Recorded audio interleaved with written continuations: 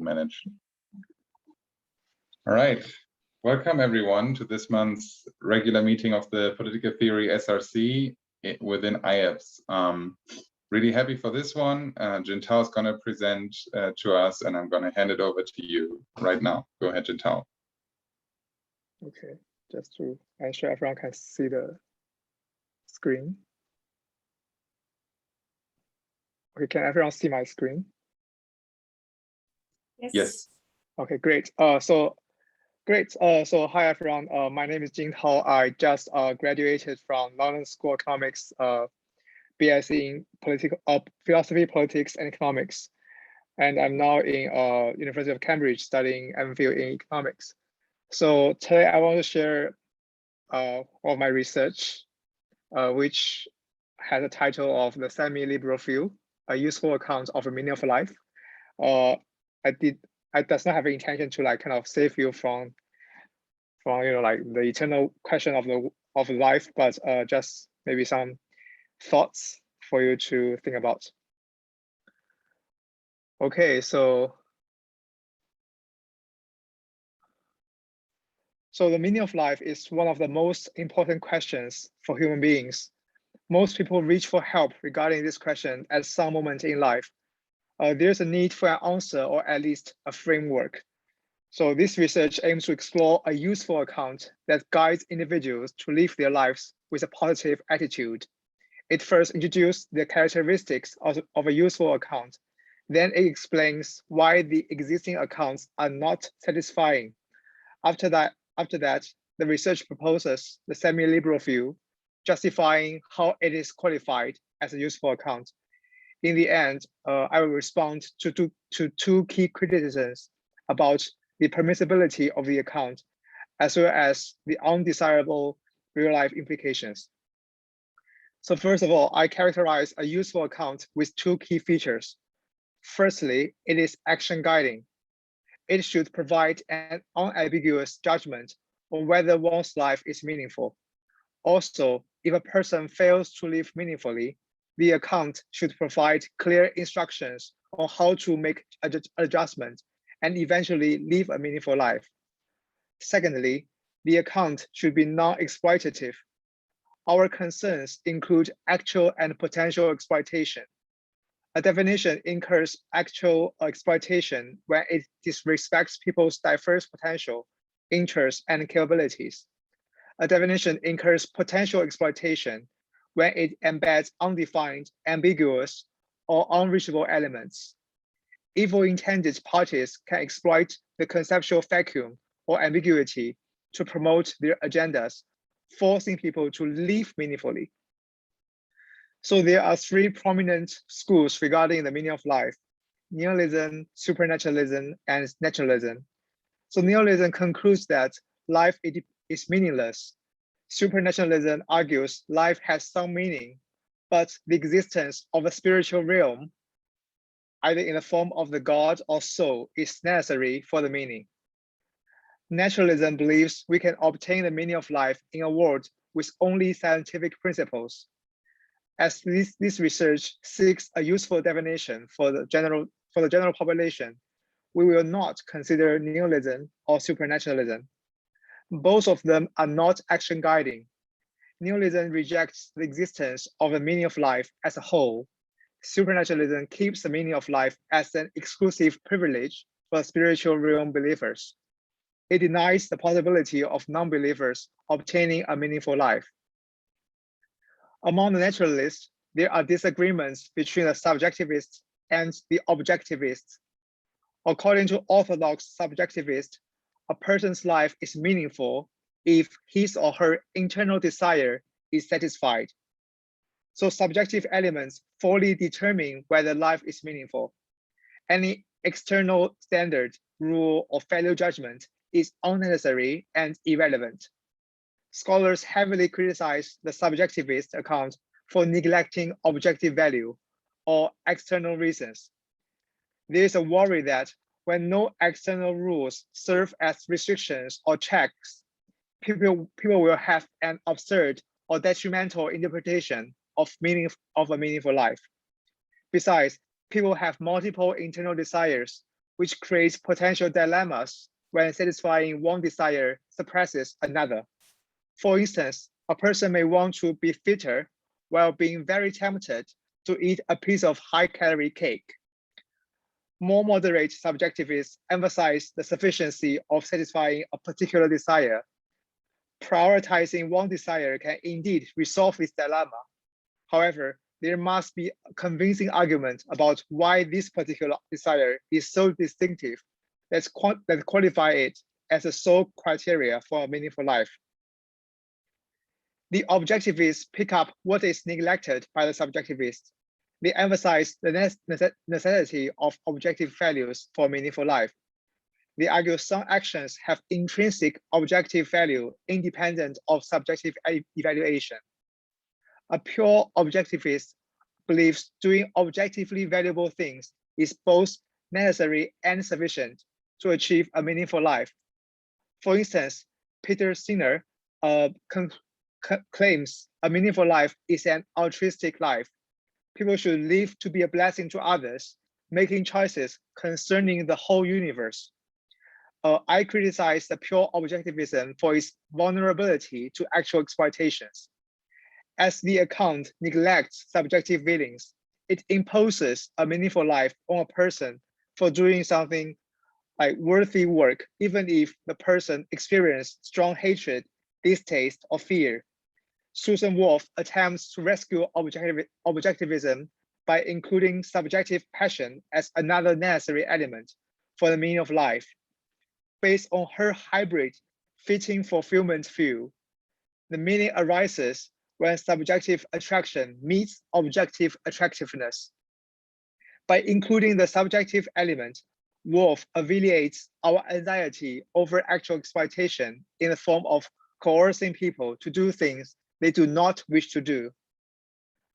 However, similar to other objectivists, Wolf fails to provide a positive account for objective attractiveness or what is objective value.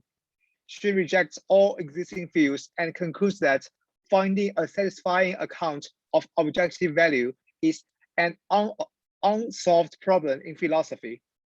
The undefined objective value makes the objectivist account suffer from potential exploitations. A badly defined objectively valuable actions could enslave people under the name of facilitating a meaningful life. Currently, there is no academic consensus on a definition and the range of objective values. The vacuum leaves substantial room for potential manipulation and subsequent exploitation. Benito Mussolini and Adolf Hitler would love to adopt this account to justify their fascist and Nazism ideology. They could abuse their potential authority to categorize ethnic cleansing as objectively valuable. In that way, badly defined objectively valuable actions could enslave or demonize people under the name of facilitating a meaningful life. So my biggest concern about the naturalist accounts is the determination of the standard of evaluation for the meaningful life.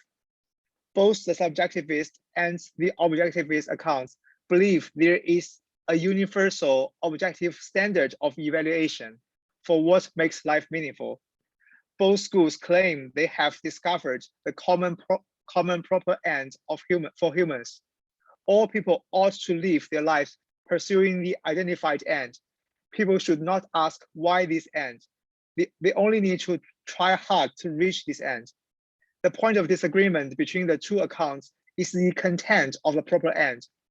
The subjectivists believe it is some personal preference, i.e. whether a person satisfied some internal desires, while the objectivists believe the content is some external principles, i.e. whether a person's action aligns with some independent rules.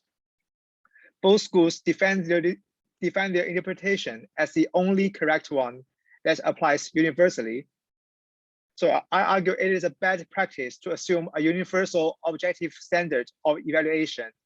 Setting a single objective standard undermines the radical diversity of human goals.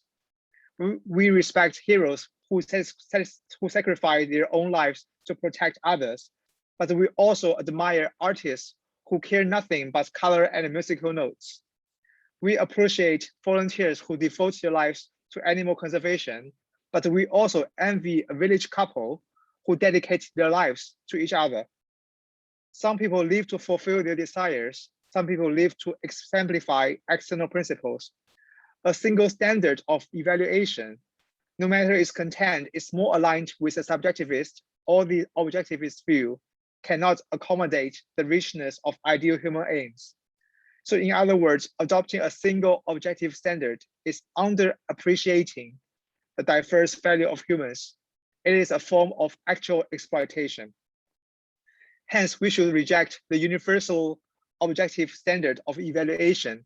We are not rejecting the meaning of life as a whole, which could have severe undesirable consequences, such as poor mental health and antisocial behaviors. Instead, I'm advocating for a subjectively determined standard of evaluation. Individuals should have the autonomy to establish their own standard for a meaningful life, rather than delegating their responsibility to some philosophers whom they have never met or heard of. It is critical to note that advocating for a subjectively determined standard does not mean endorsing free determination. Individuals should establish the final standard themselves, but they should follow the right procedure to derive this standard. The procedure has two necessary elements. So the first element is a process that I call individual objectification. It refers to individuals' attempt to contemplate the objective value. In other words, it is a subjective understanding of objective value. Subjective understanding of objective value is distinctive from subjective values. A person can simultaneously perceive reading Harry Potter as a project with subjective value, as a book can give her a pleasant afternoon, but without objective value, i.e. no value independent of herself. Also, another person can simultaneously believe picking up rubbish on the streets has no subjective value, but has high objective value. To form a subjective understanding of objective value, individuals must take attempts to adopt neutral, unbiased, third-party thinking. They need to do a conscious reflection about their subjective desires. They need to put those desires aside, preventing them from disturbing the value assessment that aims to be as objective as possible. The conscious resistance to subjective desires makes individual objectification distinctive from the subjective view. The latter aims to fulfill rather than resist subjective desires. By worshipping procedural justice, individual objectification also distances itself from the objectivist teaching. Firstly, it emphasizes the attempt rather than the achievement of objective judgment. It is unrealistic to expect humans to be free of subjective desires. Individual objectification only requires people to reflect on their subjective desires and do their best to insulate them temporarily. Secondly, individual objectification is a thinking process. It remains silent about the derived conclusion. Whether the derived project has actual objective value does not matter. In brief, individual objectification abandons the core ideas of the objectivist view. It does not require individuals to correctly identify the objective value or live to exemplify the actual objective value. So applying individual objectification to subjective determination of the standard of evaluation will be the contemplation about which life project has objective values. Individuals need to resist the temptation of their dream lifestyle, the crystallized form of their subjective desires. Instead, they should actively attempt to be a fair judge for themselves, looking for projects that they believe they ought to do rather than they want to do. Other than the practice of individual objectification, the right procedure of standard determination also has a second element. It requires individuals to consider their conditions such as economic and physical constraints. This element serves to ensure the standard is theoretically obtainable for the individual. It is pointless for a wheelchair-bound boy to condition his life's meaning to winning the gold medal for 100-meter sprints in the Olympic Games. Combining these two conditions, we can define the right procedure of subjective determination of the standard of evaluation. It is for the individual to subjectively evaluate what are the objectively valuable goals in life that are practically possible for him or her to pursue. So adopting the right procedure, So adopting the right procedure of subjective determination of standard of evaluation as a key component, I propose a new definition of a meaningful life, the SemiLiberal Field. So this section will formally introduce this account, explaining why it is well qualified as a useful account. So the SemiLiberal Field defines a meaningful life as one which the individual actively strives after a project that is subjectively determined as objectively valuable via the right procedure. An individual should set up a worth pursuing target before living to obtain them. For example, a man named Ted subjectively perceives offering others support as a project that has objective value and is practical for him to pursue. Then Ted should actively make efforts to help others to live meaningfully. It is worth noting that this field does not require the individual to meet the established standard. The active pursuit is sufficient. Ted established and maintains a fire station in his hometown as his way of offering help to others. Even if Ted never saves a single person from a fire accident, as maybe like no fire takes place ever since, he's still living a meaningful life. So I named this account SemiLiberal Field because it has a liberal element with reasonable constraints. It is liberal because it encourages individuals to generate their own content of a meaningful life. Individuals can have their own interpretation about what is valuable and live based on that subjectively determined standard. Meanwhile, the account is not overly liberal because it requires the process of individual objectification. The process demands conscious resistance to mere subjective desires while embrace the spirit of objectivity and neutrality. The semi-liberal nature of the field enables it to achieve a good balance between being action-guiding and non-exploitative, which are the jointly sufficient conditions for a useful account. The action-guiding nature is evident by the provision of an unambiguous answer relative to the standard of evaluation. After the individual has determined the standard of evaluation, a simple comparison between the reality and the standard will be sufficient to conclude whether he or she is living meaningfully. Additionally, the source of the standard setting is clear. Individual objectification, with its underlying anti-desire motivation, is convincingly distinctive from conventional subjective desires that are now intentionally kept aside when people establish their standards. The semi-liberal field is sufficiently non-exploitative because it minimizes both actual and potential exploitation. It respects individuals' full potential and autonomy. Different from conventional accounts, it does not prescribe a particular way of living. Although it insists on the right procedure to determine the standard, the procedure actually serves to protect an individual's subjective sovereignty rather than restrict it. It provides individuals with valuable space to contemplate and make an independent value judgment. The account does not set any limit on the content of a meaningful life. It allows, encourages, and guides individuals to pursue their unique value of living. Also, the definition does not leave space for potential exploitations. The standard is set by a single, unambiguous, reachable, distinctive party, the individual herself. By emphasizing subjectively interpreted rather than the actual objective value, if there is one, this account does not give any party the legitimacy to reject other people's standards or imposing their own standards on others. Hence, there is no threat of potential exploitation. In short, the semi-liberal field is adequately non-exploitative because it is prescriptive, but subjectively prescriptive.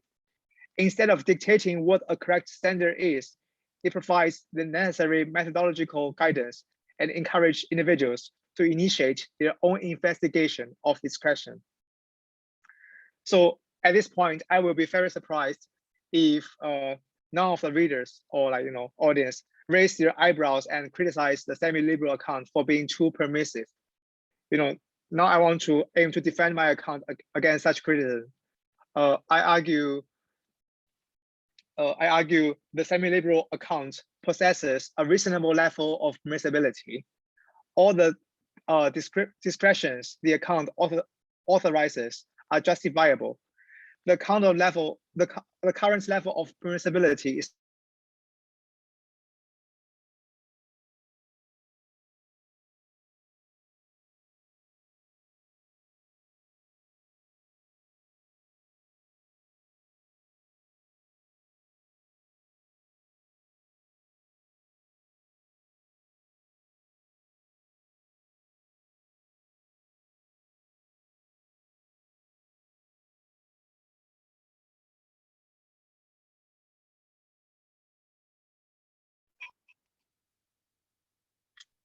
okay. So where should I continue? Just like 2 sentences ago. Okay, so now I want to explain why all the discretions the account authorizes are justifiable. So it is attributed to the respect for the following crucial elements. The first element is a rich human goals. As mentioned, I regard the radical diversity of human goals as a brute fact. There should not be a single universal end for all humans. We cannot artificially narrow down this metaphysical constraint. Instead, we must respect it to avoid actual exploitation. Generating an account of meaningful life without retaining the richness of human goals will be like building a vessel in a world without water. It is not compatible with reality and hence cannot be helpful. Out of respect for this element, the semi-liberal view rejects the orthodox idea of establishing a universal standard. Instead, it embraces heterogeneous standards for a meaningful life. The second element is the individual's autonomy. So it is a fundamental right for individuals to have sovereignty over their lives. Everyone should have the authority to determine how they should live and what ultimate goals they aim to pursue. Relying on standards set by a third party should not be the default option unless there is some form of explicit delegation. So after all, reflections and trials in the process of establishing the standard is also a personal right as well as a valuable individual experience. While it is not a metaphysical constraint, respecting individual autonomy is nonetheless a widely accepted moral code. Critics must provide very strong reasons to sacrifice this human rights principle. So aligned with this rule, the semi-liberal account advocates for the subjectively determined standard with the minimum content-neutral guidance. The third element is individuals' specific circumstances. Respecting personal circumstances is the practicality principle. The object of pursuit should be theoretically achievable for the individual. An unreachable aim does not just fail to motivate people to live actively. Instead, it leaves people with a depressed and hopeless life. Exemplified by my previous example about the wheelchair-bound boy, what an individual can achieve is constrained by their specific circumstances. It is a futile effort to deploy a one-size-fits-all standard because such a standard does not exist. Even if we can design a standard that is theoretically obtainable for all, it will be an unfair standard. People have different financial capabilities, physical strengths, skills, and even willpower to complete a common task. For instance, living with a moral code of no stealing is easy for a prince from the UK royal family, but it is much harder for homeless kid living in a chaotic war zone. Any standard setting should take individuals' specific circumstances into account, as a social planner does not have a perfect information about everyone's status quo. They must consult subjective opinions. The semi-liberal field appreciates this principle in three ways. Firstly, it embraces the subjective determination of a standard. This ensures the individual opinion is consulted. Secondly, it requires the attempted self-recognition of individuals' objective constraints as a necessary condition for the right procedure of standard of determination. Other than recognizing individuals' specific constraints, it also recognizes the common limitation of all humans. No one can have the perfect consciousness and willpower to recognize and insulate all subjective desires. The account tolerates rather than punishes such natural imperfection. It emphasizes the attempt rather than the success of insulating subjective desires during individual objectification. The last element is actually luck. Acknowledging the intervention of luck is another dimension of the practicality principle. The real world has many unpredictable obstacles beyond individuals' control. They prevent people from achieving what they strive after. Often people fail to obtain the ultimate goal not because they do not actively pursue the target, but simply because they have bad luck. While we have to accept the cruel fact that luck plays an unneglectable role in the final success of obtaining a particular good, we do not want it to be a relevant factor in evaluating whether one's life is meaningful. So the research aims to explore a definition that motivates individuals to live actively. We should minimize the influence of exogenous factors. Instead, we should tightly bind the meaning to individual attitudes and dedications only. With this rationale in mind, the semi-liberal field argues the conscious process of pursuing subjectively perceived objective value is sufficient. Whether the person can actually achieve the final goal does not matter. So other than the level of permissibility, there can also be concerns regarding the real-life implications of a subjectively determined standard. Pessimists worry that the potential severe failure to insulate subjective desires or the poor subjective judgment in general. Individuals may misinterpret objectively worthless or even harmful things as objectively valuable. Imagine a Harvard mathematician who perceives counting the blades of grass as objectively valuable and does so every day.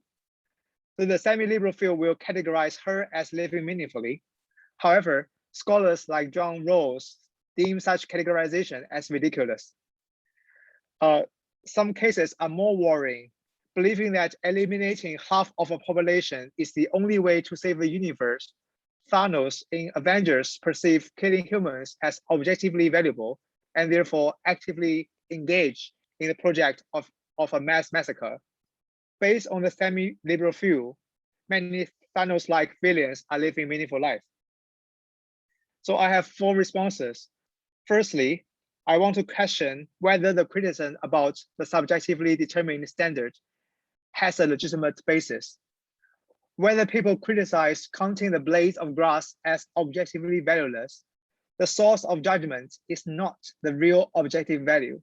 Instead, it is the critic's own subjective understanding of objective value. The critic's subjective understanding receives much more social support compared to the Harvard mathematician's understanding. A great majority of people probably share the same judgment as of the critic. Only a very few echoes with the Harvard mathematician. In other words, the critic's assessments of counting grass blades as objectively valueless is an intersubjective understanding of objective value.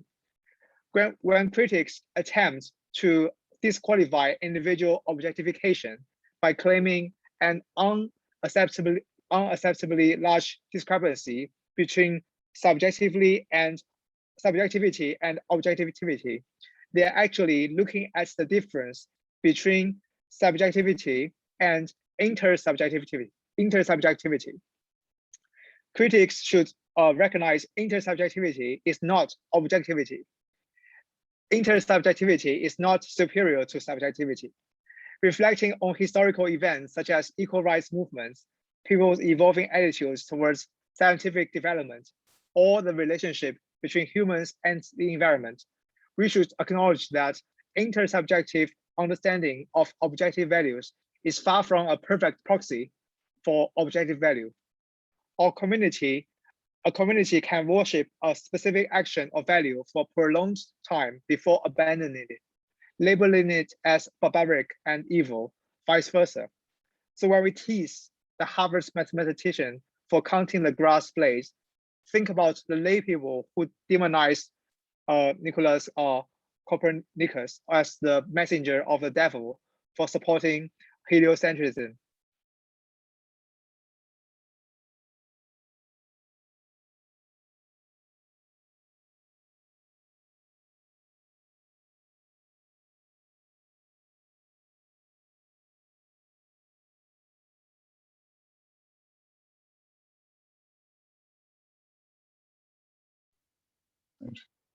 It's better than I feared, but it's still annoying. Yeah. Okay. Yes, here we go. Go ahead. Okay. So I was saying if we can accept the intersubjective understanding of objective value as the proxy for objectivity in real life, there's no reason to reject the subjective understanding of objective values. After all, truth does not necessarily rest with the majority. Who knows, maybe the grass in Harvard is as magical as Newton's apple tree in Cambridge.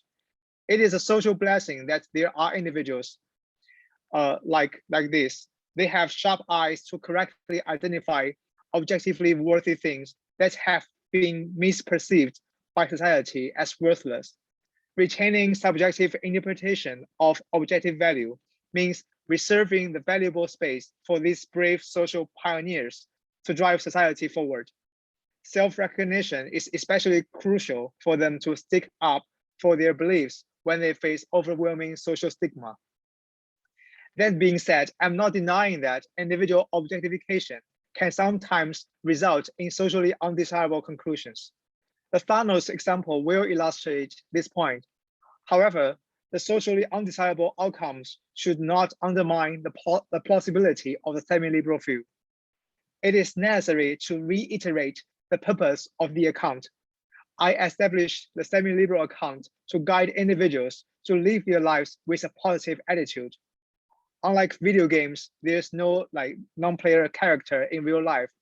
No one approaches individuals explaining to them what task one needs to complete in order to win the game. In the game of life, individuals have to search for the winning rules of the game while they are playing. People may lose their direction, become desperate, and wish to quit the game halfway. The semi-liberal account aims to help individuals find an internal driving force to live actively by encouraging them to come out with their own winning rule of the game and fight for the self-defined victory. Hence, the account merely serves personal agendas. It never aims to maximize social welfare, nor aspires to become a moral account. Encouraging people to work together to create a better society is an influential and beneficial project, but I did not design the semi-liberal field to serve this project.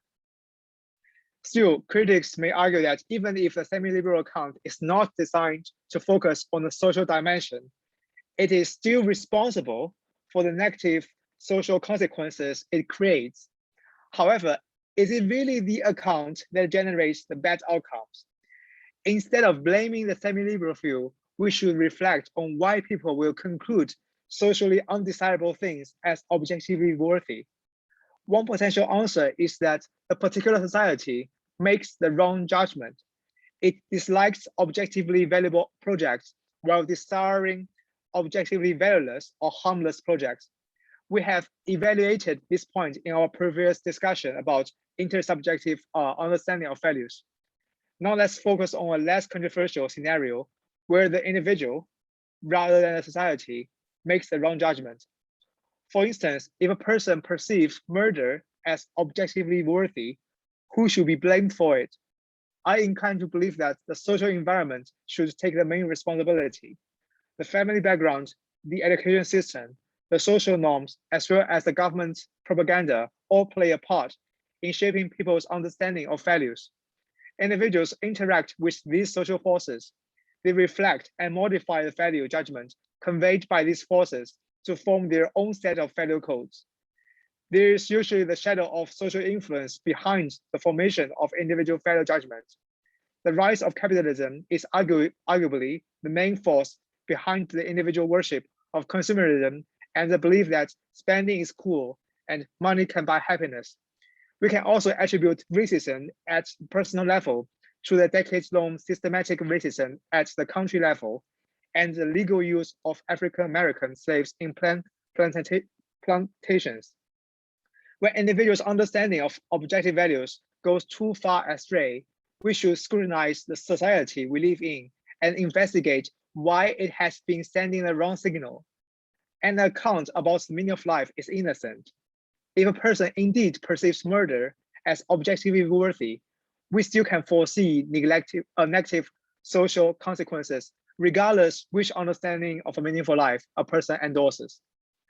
Additionally, there's no need for overreaction. Treating the pursuit of socially harmful end as a meaningful life can motivate people to behave badly, but many other innocent factors bring the same evil urge. An empty stomach can urge you to steal a slice of the delicious cake your flatmate reserves for her birthday. However, having such urge does not mean you will proceed with the action of stealing in the end. You know stealing is immoral and being moral is bad. You worry that your flatmate may become angry and never talk to you, or you may be afraid the police will find out your crime and put you in prison. One or two urges do not fully determine one's action. We are constrained by moral codes, social judgments, or consequences, as well as the legal and law enforcing agencies. Even if a semi-liberal field makes an individual motivated by socially undesirable ideas, with the mentioned constraints, it is unlikely that this single motivation will lead to concrete detrimental actions. So, in conclusion, my research aims to deliver a useful account of a meaningful life that is action guiding and non-exploitative. It rejects the existing views, including nihilism, supernaturalism, and naturalism. These prominent views are not satisfying. They either claim life is meaningless for all or a great many, or prescribe a single definition for everyone. The former fails to provide substantial guidance for individuals. The latter fails to appreciate the diversity of human goals and is therefore exploitative. Instead, my research proposed the semi-liberal view. Unlike the orthodox accounts that prescribe a specific definition, the semi-liberal view prescribes a thinking procedure for people to create their own definition of a meaningful life. It defines a meaningful life as one which the individual actively strives after a project which is subjectively determined as objectively valuable via the right procedure. There are no constraints on the content of a meaningful life. What is important is the procedure that derives the content. It requires people to be contemplative, reflecting about the independent values. The contemplation must be as neutral as possible. People must try hard to insulate subjective desires from affecting their reflection. They also need to be realistic, taking the constraints into account. This prevents people set a utopian target. In the end, my research defends the semi-liberal account against two prominent criticisms. First, critics may argue the account is too permissive. I respond by saying that it is simply respective. The current level of permissibility respects the diversity of human goals, individuals' autonomy over their own lives, and the heterogeneous objective constraints faced by different people. Secondly, critics may question people's ability to define or set a standard for meaningful life. They may derive something valueless or even lead to harmful outcomes. I argue that sometimes what seems to be worthless for most people may be objectively valuable. Also, the account serves the purpose of self-reflection rather than social welfare. even if there are real undesirable implications, the social environment that nurtures the individual should take responsibility. Besides, the complex motives for human actions mean a single bad motivation is unlikely to cause actual detriments. So in summary, the semi-liberal field is a useful account that has a good balance, I think, between being action guiding and non-exploitative. It encourages individuals to live their own life rather than following paths laid out by others. Meanwhile, it also prevents people from being enslaved by their own subjective desires. It guides individuals to consciously evaluate their passions before devoting their lives to them. Yeah, that's all. Thank you.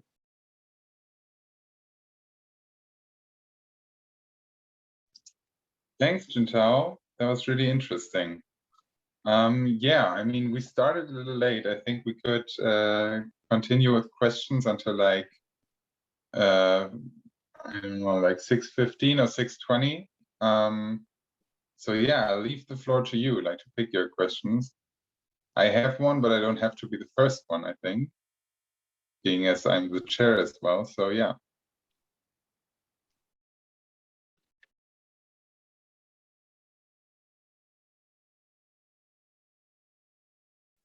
I can start. I don't really have a question. I just want to give you feedback that I am really impressed by your presentation, and I'm really impressed by your account. And I think this is definitely some food for the brain. I will be thinking about it the next couple of days. So thank you very much for it. I really enjoyed it.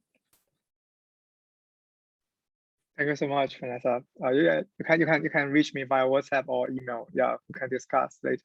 Yeah, thanks very much.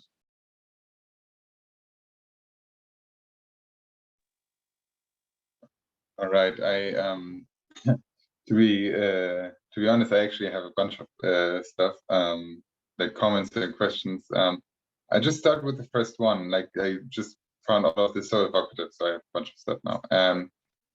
So like the most basic one then, because obviously that also goes towards my dissertational topic. What in that view is meaning even then? Like, is it just like seem to hint at that it is to be determined by the individual, or how would you see that? Yeah, I think that's a good question. So I think in my kind of definition of meaning, it will be it's like kind of, it sounds like circular argument. I would say like kind of, okay, so when you are reflecting this question, when you are clueless about what you are pursuing or what you are chasing after in life, then you need a direction. So it's basically, this is kind of a guidebook to kind of guide your action. It's not a kind of a knowledge thing, like, or whether there's actual reality about meaning. It's more like a tool, for individuals. So that's why I say, I'm not trying to give you an answer, but rather I try to give you a good direction. Yeah.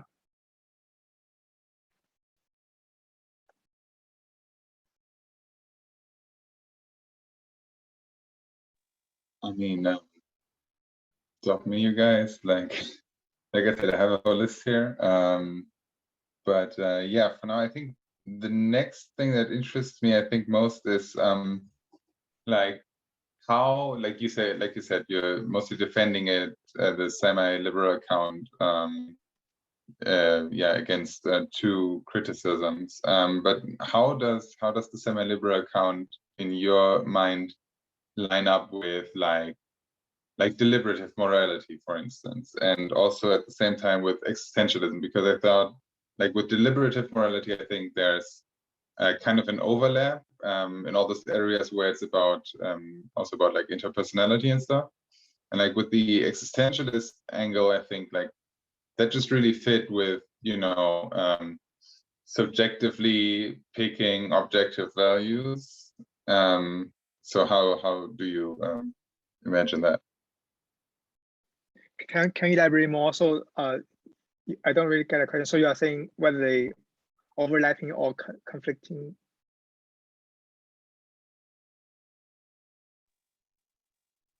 Right? For sure, like overlapping, like deliberative one, and it's also like overlapping, or like, you know, in those parts seem kind of almost identical with the existentialist one. Like, because like for Sartre, it's like the individual kind of chooses their you know, their future, the desired future image of themselves. So that just seemed really reminiscent there. Yeah, I think because I did not study essentialism like my courses, so I think that area I'm not really did much research on. So maybe there's overlap. I don't know. So yeah, it's like kind of, yeah, yeah. So I think I don't know how you feel about, you know, after hearing my presentation. What's your opinion? Do you think they're very similar, or do you think there are some differences? And what do you think? Yeah. I mean, like, I don't think it would be no wonder. Like, it would make sense.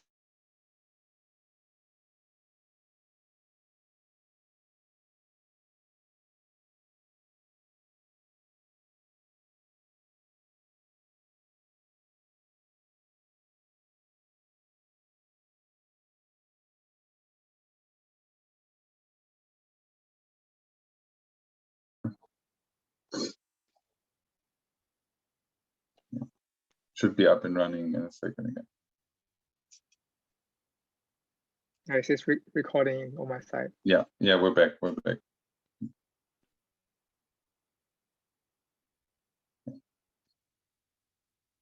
I mean, if there's no one else, I have no. Sorry, Doc. I have one last, maybe like the hardest question here. Although, give me a second. I just have to sort of.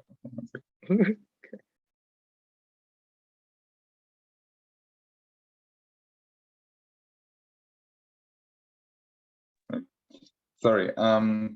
Like you said, social good isn't really the issue. Isn't really what you're aiming at it, and like, obviously it makes sense to kind of, you know, draw the borders of your project like that. But then I'm also wondering which parts of the account still remain that are like truly political.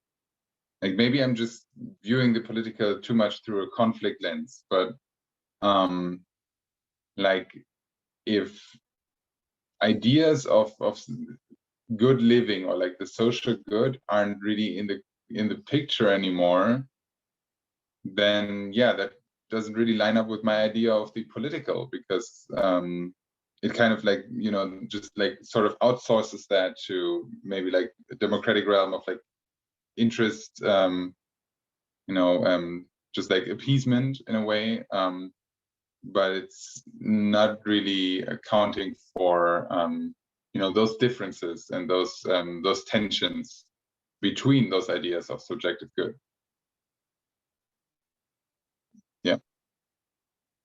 Yeah, I think that's a very interesting question. I think regarding the role of like kind of political realm, my personal opinion is that I think the question per se, the meaning of life, the question per se, is individual question. So I don't think the question should be, you know, brought to political realm. I think just should be kept personal. But of course, when we talk about values, it's different. So if we want to talk about what is objective value, that's a different topic, and maybe that one should be, you know, a political topic we should discuss, maybe debate. And also when we talk about like social values, which is actually an interpretation of objective good, right? So when we have social values, or what kind of values the society should embrace or endorse, that's also a political question. And the answer to these questions will have implications on my definition of meaning of life. But, you know, my question itself is personal. So I'm kind of making this distinction. So it will influence this, but itself should be innocent. Yeah, that's kind of my understanding of the relation. Yeah.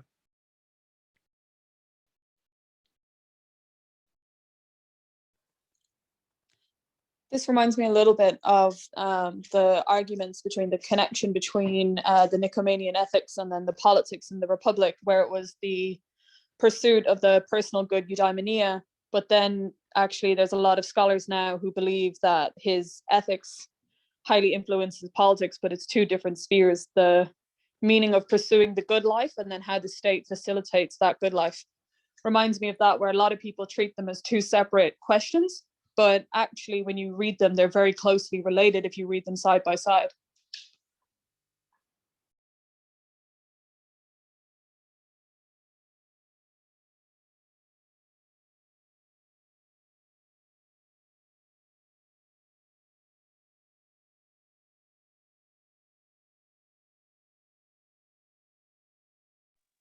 But it took some time to think about the remaining ones I have. Like how, like, well, you did say it's not really about social good, so yeah, but like it just makes me think about like problems of collective action, right? And you know, like you draw that border and you know that's legitimate, it makes sense, but it just like automatically sort of, maybe I'm just like built that way, draws me to like the tragedy of the commons, you know, like with all those and like rightfully very varied interests, like how do you ever make sure that people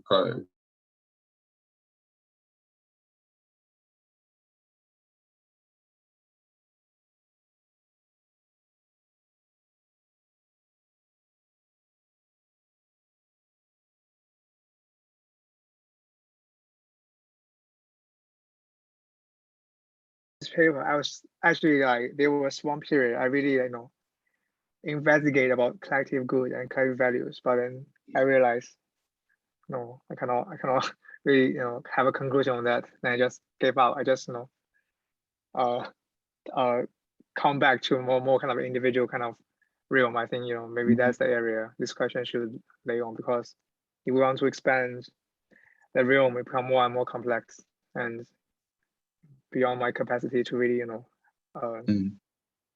attempt and answer, not even like solve the problem, but even like attempt and answer, you know. So, yeah. What I was also wondering about is why would an individual or like a liberal individual be interested in applying the right procedure? And like the answer I came to, like, or like a possibility that just came up for me was, you know, like virtue, like a virtue ethical kind of view, where it's like, you know, you have that expectation of yourself of, okay, right, yeah, like there's an impulse, like beyond that it's hard to really argue for.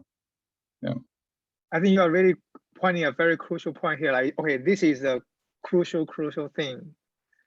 I think this is an assumption I made, I did not explicitly mention, but I should, is when I say I do not have any kind of constraints or kind of minimum constraints on the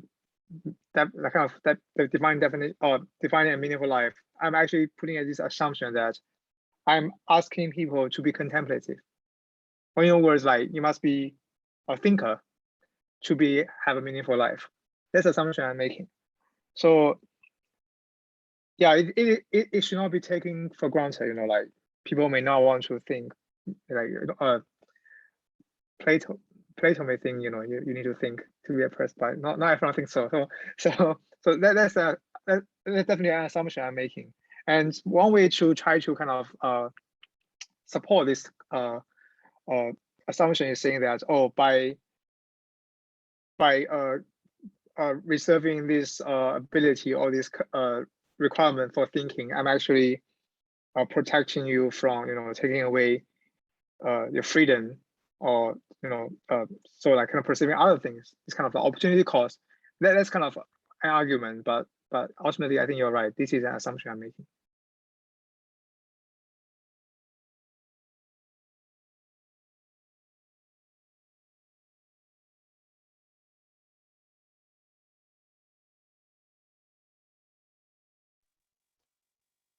I have another one, and it's like, you know, more like about the nitty-gritty, so to say, about like, you know, the yeah, the backbone, like your terminology and the concepts are the backbone of it. And it's regarding objectivity. I get that one point where you, don't want to say, where you problematize interpersonal objectivity, or like that interpersonal, conclusions aren't necessarily objective. What then remains of objectivity, though? Like, like our whole modern understanding of the world kind of relies on interpersonal, the image of, what was it, what Einstein said, like with the giant on the shoulders of giants, like that's interpersonality. And without that, not much really remains of objectivity. So like, is the idea there is sort of scientific and like mathematical one of objectivity, or is there in a way for some, more like hardened, older interpersonal conclusions? Is there like room within the SemiLiberal account? Yeah, that's a wonderful question. So I think I can answer this in 5 several layers. First of all, the first layer is, as I mentioned, I kind of agree with Susan Wolf that there is no consensus on what is objective kind of values. So then I basically keep it fake. My approach is saying, okay, that question we cannot solve. We may not able to solve in the future. We may or may not, but let's keep it aside. We do not bring this mess into our thinking about meaning of life. That's the first layer of our answer. The second layer is about intersubjective kind of understanding of objective values. So I think that you're right in saying that that's in economics we say like the second, or the second best, is the best alternative we can have when we do not have the actual form or actual objective values. So in that sense, I'm not against using intersubjective values as a proxy for objective values. That's how the society is functioning, and that's the best we have. What I'm trying to kind of going against is, I'm saying that if you want to use intersubjective values to against subjective determination of objective values, this practice, this criticism is not valid, because they are in nature the same. They are both not objective values. That's the only thing I'm against. Yeah.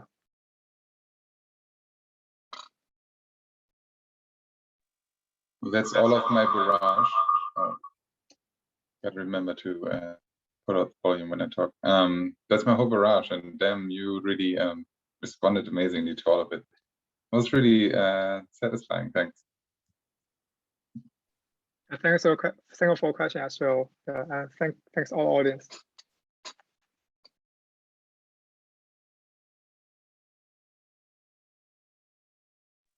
Okay, I don't know, like, unless there are other questions, it's actually pretty on point, because I said like 6:15, 6:20, and it's 6:18 now here. So we could close it here. This was really cool. I think this was a really worthwhile session, and especially since it's your last one, Jintao. Like, I think congratulations are in order on this presentation and your replies and your whole work with the SRC. Thank you a lot. All right, you guys. We'll talk in the group. We'll see each other like in a month or so. Thank you very much.